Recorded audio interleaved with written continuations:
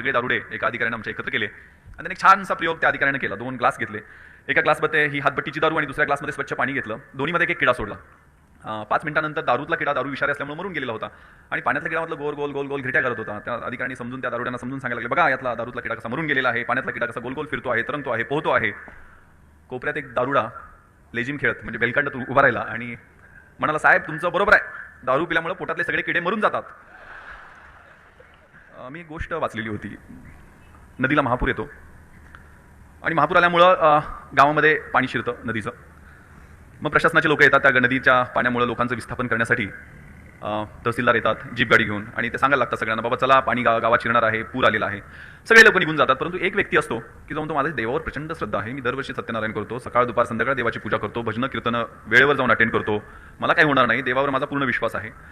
तो तहसीलदार जीप घेऊन आलेला असतो, तो निघून जातो बिचारा. गावामध्ये पाणी शिरतं, त्याच्या घरामध्ये पाणी शिरतं. पहिल्या मजल्यावर तो जाऊन वाट पाहतो की आता पाऊस कमी होईल, पुराचं पाणी कमी होईल, पण पाणी कमी होत नसते. पण त्याला एका एक होडी त्याच्या दिशेने येताना दिसते. त्या होडीमध्ये काही लष्कराचे जवान असतात. ते जवान खुणावत असतात की बाबा तुला न्यायला मी आलेलो आहे, तू या होडीमध्ये ये. तो गॅलरीमधनं म्हणतो, काय नाही, माझा देवावर प्रचंड विश्वास आहे, त्याचं पूजा अर्चा भजन कीर्तन सगळं मी करतो, मला काही होणार नाही. ते होडीतले लष्कराचे जवान बिचारे निघून जातात. पाणी अजून वाढतं, छपरापर्यंत येतं. आपल्या जवळचा पैसा अडका सोनं नाणं घेऊन तो छपरावर वाट पाहत बसतो. आकाशाकडे नजर असते, पाऊस कमी होईल, मग कमी होईल. तेवढं त्याला एक हेलिकॉप्टर गिरट्या घालताना दिसतं. हेलिकॉप्टरमधला पायलट एक शिडी त्यानं खाली सोडलेली असते आणि त्याला खुणावत असतो, अरे या शिडीवर चढून वरती ये, तुला पावसाचं पाणी वाढणार आहे. तो माझा देवावर प्रचंड विश्वास आहे, मी भजन अर्जन कीर्तन अर्चन सगळं करतो, मला काय होणार नाही. तोही बिचारा निघून जातो. पाणी वाढतं, त्या छपराच्या वर्ण त्याच्या डोक्याच्या वर्ण जातो, तो पाण्यात वाहून जातो, बुडतो, मरतो आणि थेट परमेश्वरासमोर जाऊन उभा राहतो आणि देवाला शिव्या घालायला लागतो, अरे परमेश्वरा, तुझ्या आयुष्यभर मी पूजा अर्चा केली, कीर्तन भजन केली, सत्यनारायण केलं, सगळं केलं, तू कुठं होतास, का आला नाहीस मला वाचवायला? तर परमेश्वर शांतपणे उत्तर देतात, अरे ती जीप गाडी, ती होडी, ते हेलिकॉप्टर घेऊन मी चाललेलो होतो, तू मला ओळखलं नाही, तुझा प्रॉब्लेम आहे, माझा प्रॉब्लेम कसा? UPSCच्या परीक्षेची तयारी करताना 3 विचारवंतांच्या विचारांचा अभ्यास करावा लागतो, गांधी, नेहरू आणि टगोर. आता सुद्धा टगोरांच्या कवितेचा उल्लेख या ठिकाणी झाला. बापूजी म्हणजे आजकाल मुलांना लगे रहो मुन्नाभाई अशा सिनेमातनंच त्यांची फिलॉसॉफी सांगावी लागते. त्यात काहीतरी तो मुन्नाभाईला कुठली तरी क्वीज कॉम्पिटिशन त्या रेडिओ जॉकीला इम्प्रेस करण्यासाठी जिंकायची असते आणि मग तो त्या सर्किटला विचारतो, अरे ओ बापूजी कौन है? तो सर्किट उत्तर देतो, अरे वो 500 की नोट पे ओ बापूजी. वो क्या आर्मी में था क्या, पुलिस में था क्या? नहीं नहीं, उसका बॉडी वॉडी खास नहीं दिखता है, वो ज्यादा कपड़े भी नहीं पहनता था, लेकिन उसने अंग्रेजों की वाट लगा दी. उचललेस तू मीठ मूठभर साम्राज्याचा खचला पाया, साबरमती के संत तूने कर दिया कमाल, दे दी हमें आजादी बिना खडक बिना ठाल. त्या बापूजींनी सगळ्या रासाचं विश्लेषण खूप सुंदर शब्दामध्ये केलेलं. इंग्रजीमध्ये त्यांनी म्हटलेलं आहे की there is enough in this world to fulfil each and every individual's need, but there can never be anything which will fulfil a single individual's greed. या जगामध्ये एवढं संचित आहे की प्रत्येकाची गरज पूर्ण होऊ शकते, परंतु एका माणसाची हाव, एका माणसाची लालसा, एका माणसाची ग्रीड पुरी करण्यासाठी हे सगळं संचित एकत्र केलं तरी ते अपुरं पडणार आहे. आणि या सगळ्या रासाला जातीयवाद, धर्मवाद, लिंगभेद, सगळ्या प्रकारचे आमच्यामध्ये असणारे डिव्हिजन आणि डिस्रप्टिव्ह आमच्यामध्ये भेद पाडणारे घटक म्हणजे प्रार्थना दिवाळीची असते, ओम सहना ववतु सहनो भुणक्तु सहवीर्यम करवावहे तेजस्विना अवधितमस्तु मा विद्विषावहे. हे परमेश्वरा आम्हाला एकत्र येण्यासाठी शक्ती दे, आमच्यामध्ये तेजस्विना अवधितमस्तु, आमच्यामधलं तेज आहे ते वृद्धिंगत करण्यासाठी शक्ती दे. परंतु एकच प्रॉब्लेम आहे, मा विद्विषावहे, आमच्यामध्ये असणारा द्वेष, तिरस्कार, असूया, दुसऱ्याचं चांगलं न बघवण्याची वृत्ती जी आहे ना, तो आमचा प्रॉब्लेम, तो दूर करण्याची शक्ती दे. हा हा हा खूप महत्त्वाचा विषय. आणि या रासाला त्यांनी बापूजींनी जी 7 सामाजिक पातकं कारणीभूत आहेत म्हणून सांगितली आहे ती खूप महत्त्वाची आहेत. ती कोणती 7 social sins of our age असा एक चॅप्टर आहे त्याच्या संदर्भात. ती 7 सामाजिक पातकं कोणती? पहिलं पॉलिटिक्स विदाउट प्रिन्सिपल्स, तत्वांशिवाय असणारं राजकारण. दुसरं सायन्स विदाउट ह्युमॅनिटी, मानवता ज्यात नाही आहे अशा पद्धतीचं विज्ञान. तिसरं कॉमर्स विदाउट मोरॅलिटी, ज्याच्यात नैतिकता नाही आहे अशा पद्धतीचा व्यापार. चौथं वेल्थ विदाउट वर्क, ज्याच्यात कष्ट नाही आहे, श्रम नाही आहे, तशी मिळणारी संपत्ती. 5वं वर्शिप किंवा रिलिजन विदाउट सॅक्रिफाईस, ज्याच्यात त्याग नाही आहे अशा पद्धतीचा धर्म किंवा पूजा. 6वं एज्युकेशन विदाउट कॅरेक्टर, ज्याच्यात कॅरेक्टर शिकवलं जात नाही तशा पद्धतीचं शिक्षण किंवा ज्ञान. आणि 7वं सगळ्यात महत्त्वाचं प्लेजर विदाउट कॉन्शन्स, ज्याच्यात सत्सद विवेक बुद्धी नाही आहे असा मिळणारा चेकाळणारा आनंद. ही 7 सामाजिक पातकं आहेत, यांचं विश्लेषण करणं आवश्यक आहे आणि त्यातमध्ये आम्ही काय करू शकतो, काय फरक करू शकतो याच्या संदर्भात नवीन तरुण पिढीनं अंदाज घेणं महत्त्वाचं आहे. मला आठवतं मी नगरला SP होतो, या सगळ्या मुलांचे ड्रीम हिरो, खरे role model doctor APJ Abdul Kalam sir राष्ट्रपती त्या ठिकाणी आलेले होते. खाली उतरल्यानंतर कलेक्टर आणि SP ला मान असतो की त्यांनी स्वागत करावं. मला अजूनही पाठीवरची त्यांची थाप आठवते. Yes SP you are young officer, which batch you are. 1-2 वळी त्या माझ्याशी बोलल्या असतील, अजूनही आठवतात. ते कशासाठी आलेले होते माहिती आहे का तुम्हाला? ते त्यांचा वाढदिवस साजरा करण्यासाठी त्या लोणीला प्रवरानगरला आलेले होते, अहमदनगरमध्ये. वाढदिवस ते कुणाबरोबर साजरा करण्यासाठी आलेले होते? तर जी मुलं फिजिकली चॅलेंज्ड आहेत, म्हणजे त्याला आता अपंग शब्द वापरला जात नाही म्हणून मला पर्यायी शब्द मराठीतला आठवत नाही आहे, पण या जी पायानं अधू आहेत मुलं त्यांच्याबरोबर साजरा करण्यासाठी doctor APJ Abdul Kalam sir आलेले होते आणि त्यांनी त्या मुलांसाठी खूप छान गिफ्ट आणलेली होती. काय असेल ते गिफ्ट? त्यांनी ज्यावेळेला पृथ्वी मिसाईलचा अभ्यास, पृथ्वी मिसाईलवरती ते सायंटिस्ट म्हणून काम करत होते. पृथ्वी मिसाईल हे 300 किलोमीटर रेंजचं कारगर मिसाईल खास पाकिस्तानला समोर ठेवून, म्हणजे जमिनीवर मारा करणारं एक क्षेपणास्त्र बनवण्यात आलेलं होतं. ते मिसाईल निश्चितच विध्वंसक आहे, पण ते मिसाईल बनवताना त्यांच्या लक्षात आलं की या मिसाईलसाठी जे आवरण बनवलेलं आहे, त्याचं जे कवच आहे, त्या कवचासाठी बनवलेला जो धातू आहे तो मेटल अत्यंत टणक आहे, टिकाऊ आहे आणि त्याचबरोबर हलका सुद्धा आहे.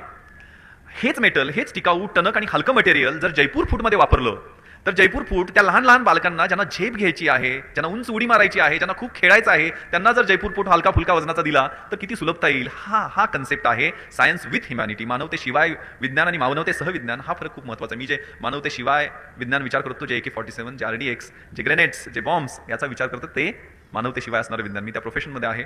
मुद्दाम म्हणून हा प्रसंग मी सांगू इच्छितो कारण त्या साक्षीदार आहे मी त्या प्रसंगात. छान गोष्ट, डॉक्टर मनमोहन सिंग आपले पंतप्रधान महिंद्रा इंटरनॅशनल कॉलेजवर पौडला आलेले होते. त्यावेळेला त्यांनी त्यांच्या भाषणामध्ये मुलांना सांगितलेली होती, आठवते. एक चित्रकार असतो आणि त्या चित्रकाराला परमेश्वराचं चित्र बनवायचं असतं, म्हणजे कृष्णाचं चित्र आपण म्हणू, कृष्णाचं चित्र बनवायचं असतं. त्याच्या मित्राला विचारतो की मला कृष्णाचं चित्र बनवायचं, मी काय करू? तो मित्र म्हणतो, तो एखादा छोटासा गोड असा 5-6 वर्षाचा मुलगा निवड, गोड दिसणारा, त्याला समोर बसव आणि त्याचं चित्र बनव, ते थेट कृष्णासारखं होईल. तो असंच करतो, एक छान गोड दिसणारा मुलगा निवडतो, त्याचं चित्र बनवतो, ते थेट कृष्णासारखं बनतं. चित्र खूप पॉप्युलर होतं, खूप प्रसिद्ध होतं, त्याला खूप पैसे मिळतात. 25 वर्षानंतर त्याची पुन्हा इच्छा होती की मी एक राक्षसाचं चित्र बनवणार. मग त्याच्या मित्राला परत विचारतो, अरे मला राक्षसाचं चित्र बनवायचं, मी काय करू? म्हणजे तू जा जेलमध्ये, एक हिंस्र असा अपराधी, केस वाढलेले, दाढी वाढलेले, डोळे लाल, असा हिंस्रजन, अनेक खून केलेले आहेत, दंगली घडून आणलेले आहेत, बलात्कार केलेले आहेत, दहशतवादी कृत्य केले आहेत, असं निवड आणि त्याचं चित्र बनवते, थेट राक्षसासारखं बनू शकेल, शैतानासारखं बनू शकेल. तो जेलमध्ये जातो, जेलच्या परवानगीने असा एक आरोपी निवडतो, त्याला समोर बसवतो आणि त्याचं चित्र बनवायला सुरुवात करतो. चित्र बनवताना तो चित्रकारकडे तो पाहतो आणि म्हणतो, काय रे तू काय कशाचं चित्र बनवतोय? म्हणतो, तुला पाहून मी राक्षसाचं चित्र बनवतोय. हे ऐकल्यानंतर त्या आरोपीला काय जाणवतं माहिती आहे, ढसा तो रडायला लागतो. तर चित्रकाराला असं वाटतं की एवढा हा अपराधी, हा एवढा मोठा आरोपी रडतोय का? तर तो विचारतो, का तू का रडतोयस? तर चित्रकाराला तो म्हणतो की 25 वर्षापूर्वी ज्या लहान मुलाचं तुम्ही चित्र बनवलेलं होतं तो मीच आहे.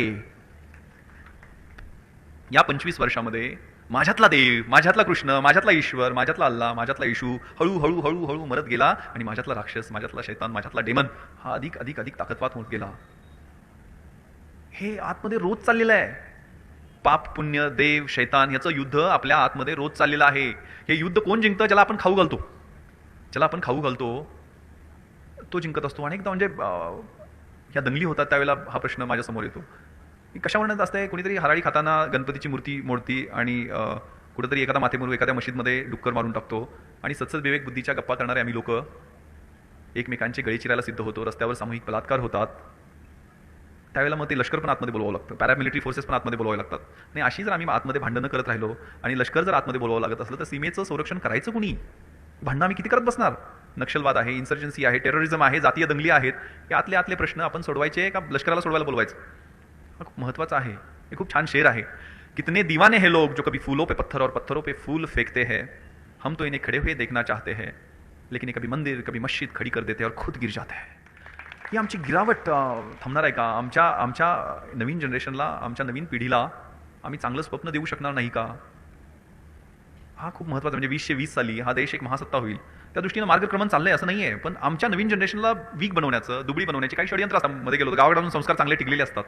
मला आठवतंय, मी भाषण तिथं देतो तर माझा एक संजू यादव नावाचा मित्र तिथं म्हणजे गौंडी काम करतो तो, आणि मला बघितलं म्हणजे तो काहीतरी तंबाखू मिळत होता आणि माझं लक्ष होतं त्याच्याकडे. त्याचे वडील त्याच्यासमोर आले, पहिलवान गडी. म्हणजे मला आठवलं माझे वडील ज्यावेळेला म्हणजे गावचे सरपंच आणि नंतर सभापती होते, तर माझा आत्तेभाऊ कधी कधी बिडी पडायचा आणि बिडी ती खिशामध्ये घालायचा लिटरली. म्हणजे ते जळायचं, त्याला एवढी भीती असायची. आणि संजूला मी परवा भाषणा तिथं बघितलं, त्याचे वडील आले, त्यावेळेला तंबाखू तो खात होता, पटकन तंबाखू घेऊन त्यानं बाजूला केली. मला खूप कौतुक वाटलं. म्हटलं संजू, मला बरं वाटलं की तू अण्णा आल्यानंतर अण्णा म्हणतो वाटलं ना त्याच्या, तू तंबाखू बाजूला टाकलीस, तुझा आदर आहे. म्हणे काय सांगायचं, ती तंबाखूची पुडी बघितली की स्वतःच घेतो म्हणे. डोक्याला हात लावला की हा वेगळा प्रकाराचा गावाकडे आहे. गावाच्या एका कोपऱ्यात विद्यालय असतं, दुसऱ्या कोपऱ्यात महाविद्यालय असतं, गावाच्या मधोमध मध्यालय असतं. अशी परिस्थिती आज आहे. त्यामुळे गावाकडं सगळं चांगलं असतं असं नाहीये. सगळ्या गोष्टी जसं उंटाच्या उदरातनं ज्यावेळेला त्याचं पिल्लू पडतं त्यावेळेला पहिल्यांदा उंटीन त्याच्या पाठीत लाथ मारते. लाथ का मारते? कारण ते जंगली श्वापदापासून पळून जाण्यासाठी त्याच्याकडे शक्ती आली पाहिजे. ती शक्ती येण्यासाठी त्याला लाथ मारते, त्याला चालायला लावते. म्हणजे the winning horse doesn't know why it runs, it runs due to beats and pains. Life is a race, God is your rider. And if you are getting pain you are sure that you are going to win the race. मराठीत सांगायचं झालं तर जीवन म्हणजे जिंकणारा जो घोडा असतो ना, तो का पडतो त्याला माहित नसते, पळतोय का त्याला माहित नसते, त्याला फक्त चापकाचे फटकारे बसतात, पेन्स होतात, वेदना होतात म्हणून पळत असतो. जीवन ही पण एक शर्यत आहे आणि जर आपल्याला असे फटके चटके फटकारे पडत असतील तर 100% आपण ती शर्यत जिंकणार असतो. या उपक्रमासाठी, या महोत्सवासाठी सगळ्यांना शुभेच्छा देतो. जय हिंद, जय महाराष्ट्र.